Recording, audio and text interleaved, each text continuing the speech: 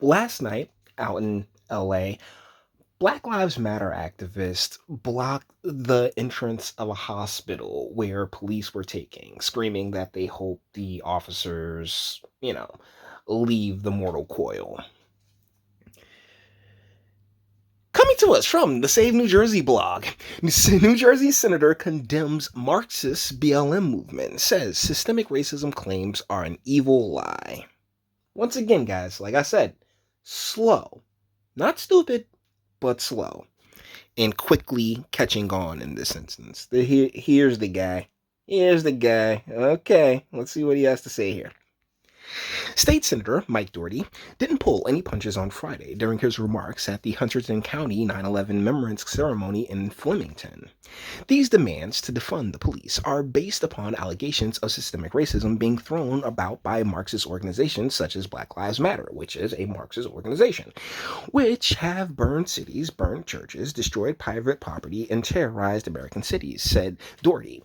Okay, Mr. Doherty, let's cut you off right there. It's them and Antifa. They are one in the same. So, once again, shout out to Chris Christie on shutting down Antifa here in New Jersey.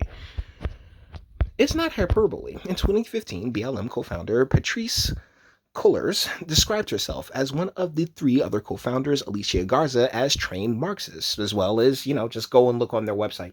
Like, don't be so lazy. Just go and look on the website. Doherty also took aim at the notion that America perpetuates systemic racism, calling such claims an evil lie. And the deal is that he's not wrong. It's like our issue is class, not particularly race, because in every single level there is, quote unquote, the representation that these organizations claim aren't there. And another thing, because he's not going to bring it up, but I am. Here in New Jersey, they recently declared Juneteenth a holiday, or oh yeah, we really need to remember Juneteenth. We've gone over this on the channel before. It's Texas's thing. Jersey had nothing to do with it. Juneteenth is a Texas thing, but whatever to prop up and perpetuate the narrative, right? With a systematically racist state, New Jersey have laws and court orders that transfer billions of dollars every year from suburban taxpayers to urban areas to fund poorer schools, regardless of race, the Republican legislator added. Oh, and that's where we're going to have a conversation here right quick, because you're right.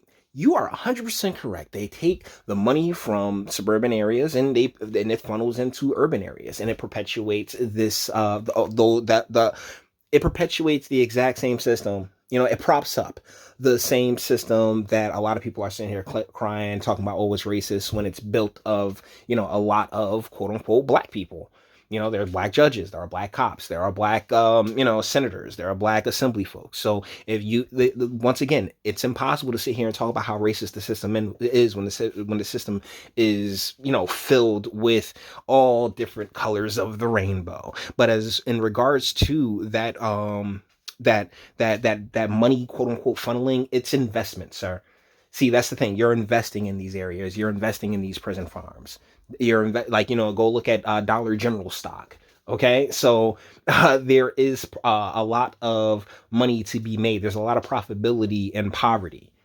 Trust. A lot of the a lot of the properties in these areas, they are left there to basically break down and deteriorate as those who own them get tax breaks and rebates and incentives to basically just have the property. So let's not pretend as if those suburban areas don't recognize that they need a place to throw their garbage, and that's exactly what they've done, particularly in urban spaces here in New Jersey. But I have absolutely no doubt that this is the game plan nationwide. That's why there's so much uniformity in our urban spaces, because like, hey, this is where we're going to dump all the immigrants. This is where we're going to dump all, saying just the lower classes, because whether we want to recognize it or not, there is a necessity for lower classes. It's just like, do you have the fortitude, the capability, and the finances and the resources, and being resourceful enough to get out of that? Is there economic ladder that makes it easier to climb out into the middle class? And that's been cut from underneath all of us. And that's blue team, red team, and the like. That's why I don't give any breaks because, oh yeah, well, I'm a conservative. What that got to do? I'm a liberal. What that got to do with me? I don't care.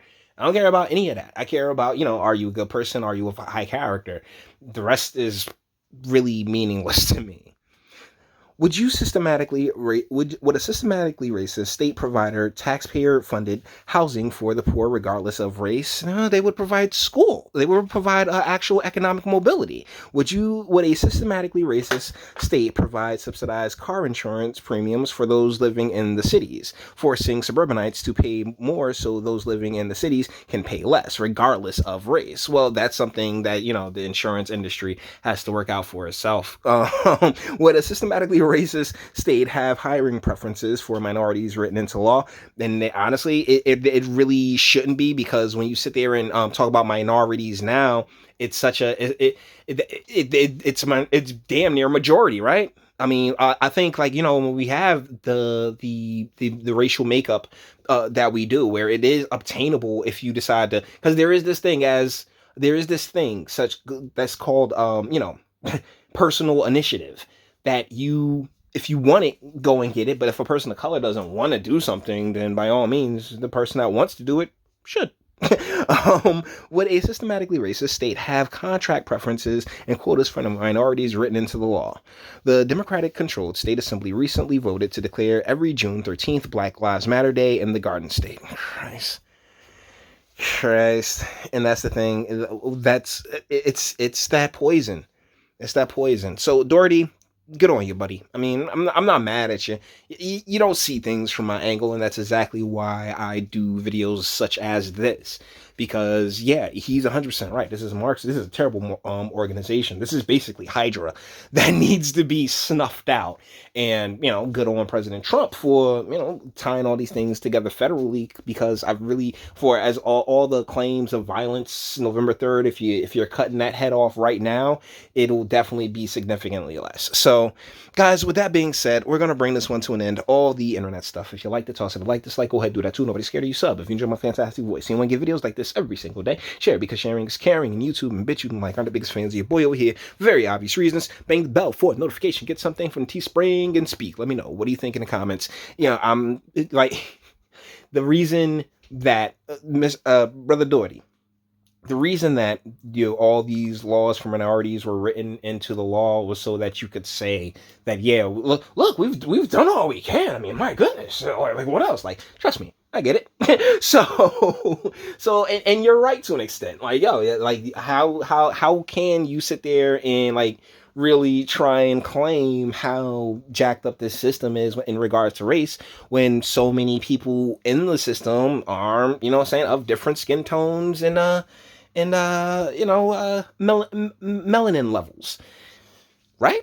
So, I mean, he's not wrong. He's not wrong at all. So, but you may disagree. You might be like, oh no, Jay, no, the system that's in play.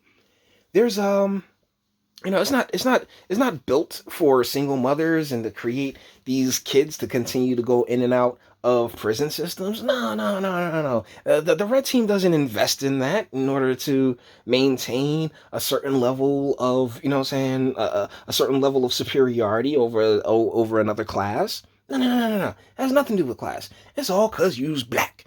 400 years.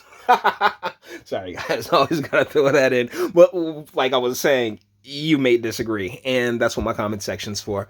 Until the next one.